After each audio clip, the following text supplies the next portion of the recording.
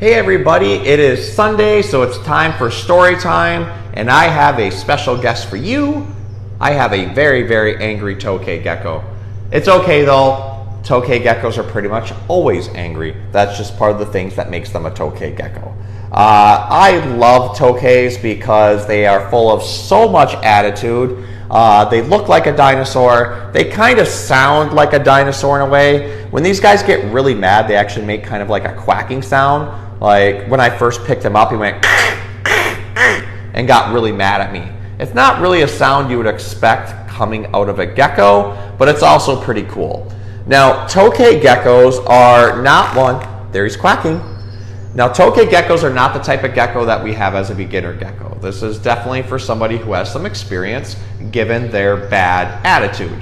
Now, with a little bit of experience, they become pretty easy to handle.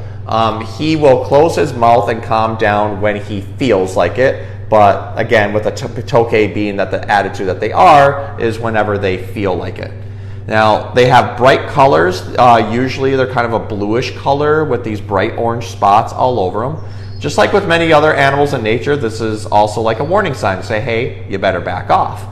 Tokay geckos are native to India and Southeast Asia, but they've actually been established in Florida, and they're even now saying that they could be established in Hawaii.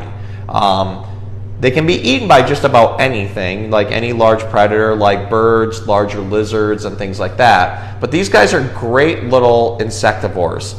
They will literally hunt down and eat any invertebrate that they can find.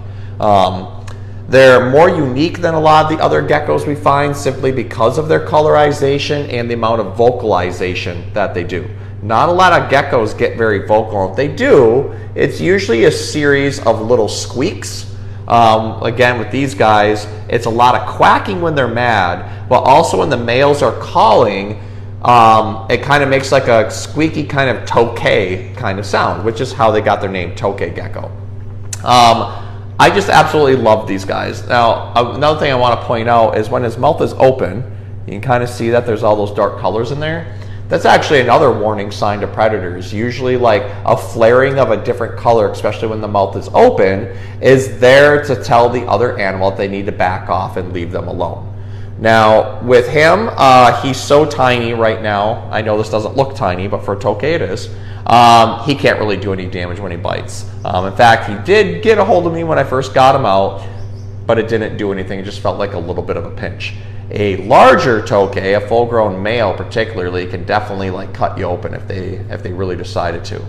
Now, hopefully he'll calm down and be thankful that I'm not a predator trying to eat him, because I have a really great book this week called Gracias the Thanksgiving Turkey. This is by Joy Cowley. I read this last year for Thanksgiving. This is going to become kind of like my annual book that I read. Because honestly, there's not a lot of books out there about Thanksgiving. So this has been one of my favorite ones. So I'm going to read to this Tokay gecko, and hopefully it calms him down a little bit. All right, here we go. My dad sent me a present, Miguel told everyone at school. I'm going with my grandmother to the train station to pick it up. That's exciting, Miguel, said his teacher. Do you know what it is? Maybe rollerblades? Maybe a baseball glove, said Miguel. It's from my dad, so it will be something really good. Miguel's best friend, Clarine, said, You know about Miguel's dad? He was a big red and silver truck with 18 wheels, and he drives across the country in it.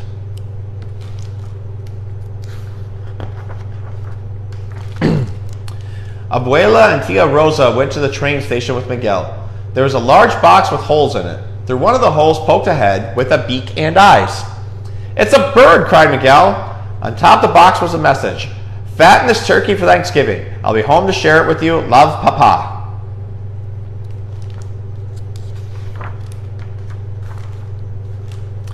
When Miguel's grandfather saw the turkey, he said, Where can we put a turkey? A New York City apartment is not a farm. ¿Qué problema? Said Tia Rosa. That brother of mine is loco. Miguel said, I love my turkey. I'm going to call her Gracias. In the end, Abuelo said Miguel could keep the turkey, but she must have a house. Venga, we will make her a cage in the backyard where she can talk to the pigeons.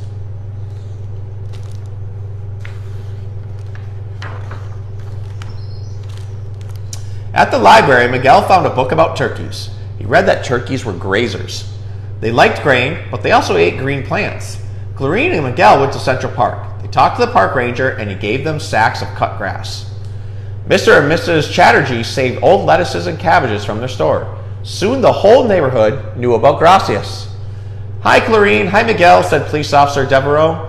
"Is that turkey getting fat?" "Yes, ma'am," said Miguel. "When she gets too big for your oven, give her to me," said Officer Devereaux. "I've got a bigger oven."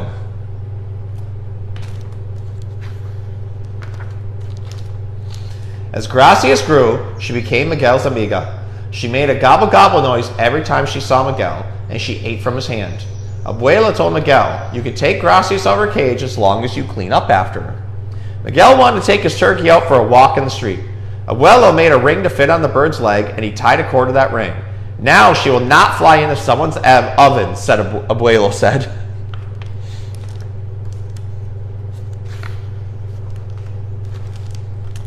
Miguel worried when there was talk about ovens. He wrote to Papa, "Can we get another turkey for Thanksgiving, one that is dead already?" But there was no reply.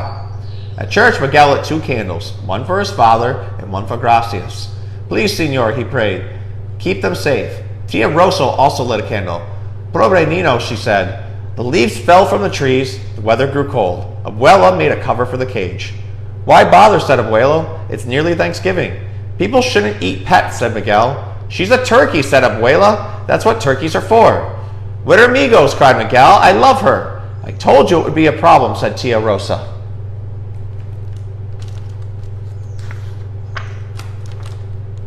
On Saturday afternoon, Clarine came over to watch football with Miguel. Suddenly there was a noise, louder than the television. Miguel jumped up. "Gracias!" The kids ran outside. The cage was empty. A boy was running down the street, the big turkey flapping under his arm. "Gracias!" yelled Miguel. "You bring that turkey back!" shouted Clarine. Everyone helped Miguel and Clarine look for Gracias, but no one could find as much as a feather. Mrs. Chatterjee said, "How could someone steal your turkey? That's terrible." "No worries," said Mr. Chatterjee. "I have frozen turkeys in the shop. I give you one for free." Miguel shook his head and began to cry. "Let's go home," said Clarine, holding his hand. That night there was a knock at the door. Officer Devereaux held a bag that shook and went gobble gobble. "Gracias!" yelled Miguel. "I found this turkey in a no parking zone," said Officer Devereaux. "I had to arrest her." Miguel took Gracias and hugged her. Officer Devereaux said, "If I were you, I wouldn't leave a fat turkey in your yard. This time she got away, next time she's gravy." "Yes, ma'am," said Miguel.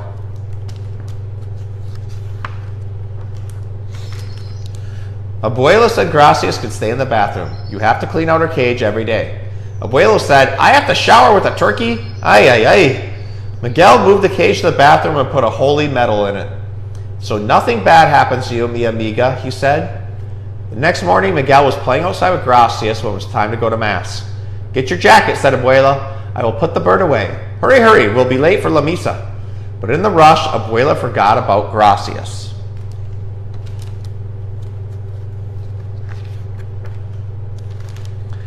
Padre Jamie was saying prayers when there was a gobble-gobble in the aisle.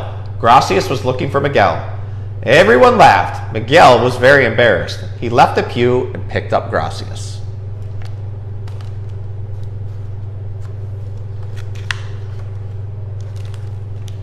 Padre Jamie said, "Is this your turkey, Miguel?" "Si, Padre," said Miguel. "Lo siento, Padre. She must have fouled me." Padre Jamie smiled. "God made small boys and God made turkeys. Stand still while I give you both a blessing." When they got home, Abuelo laughed and ruffled Miguel's hair. "Chicken for Thanksgiving dinner," he said. "Chicken," said Miguel. Abuelo said, "No one can kill a turkey that's been blessed. Do you think Papa would like to eat chicken?" Miguel asked. "If he is here," said Tia Rosa. Abuela looked at Tia Rosa. "Si, he would like the chicken," she said.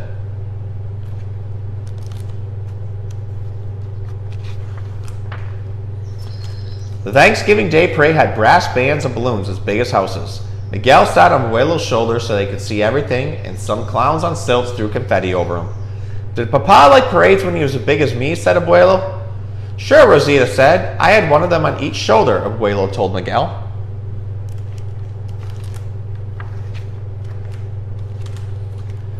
The apartment was filled with the fragrant smells of chicken and cornbread. Abuela brought out the salsa. Please, can we wait some more? Miguel asked. We've waited 2 hours already, she said. The family sat down and watched Abuelo carve the chicken and bless the food. Abuelo lifted her glass. I'm glad for this food. I'm glad for this family. I'm glad for this neighborhood and for this country. Bravo, Mama, cried Tia Rosa. Miguel lifted his glass of milk. I am glad for Papa, and I'm glad for Gracias.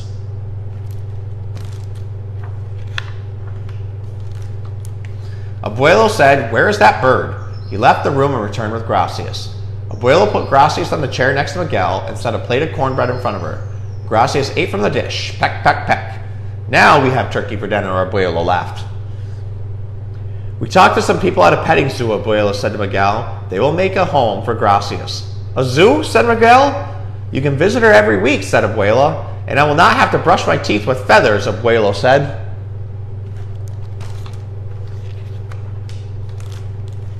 After dinner, Miguel sat on the floor and put Gracias in his lap. The zoo turkeys don't get eaten, he told Gracias. He yawned. His stomach was full of chicken and cornbread, and he felt sleepy. I'll get to see you every Saturday, he said. Miguel yawned again. His eyes were closing. Toot, toot! Gracias flew up, squawking in fright. Toot! Miguel ran to the window, parked outside with his father's red and silver truck. Papa was home.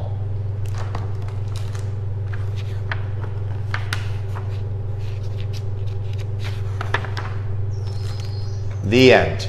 And it's really fun because at the end they give a glossary of the terms that they used in Spanish. So we had abuela, which is grandmother, abuelo, which is grandfather, amiga, which is your female friend, amigos, which is your friend, gracias means thank you, hijo is son, la misa is mass, loco is crazy, lo siento is I'm sorry, mama is mother, padre is father or priest, papa is father, pobre nino is poor boy, salsa is your sauce, si is yes, que problema is what a problem, and tia is aunt. So, I hope you guys had fun learning about our Tokay Gecko friend, who doesn't seem too thankful that I'm holding him nicely and trying to read a good story to him.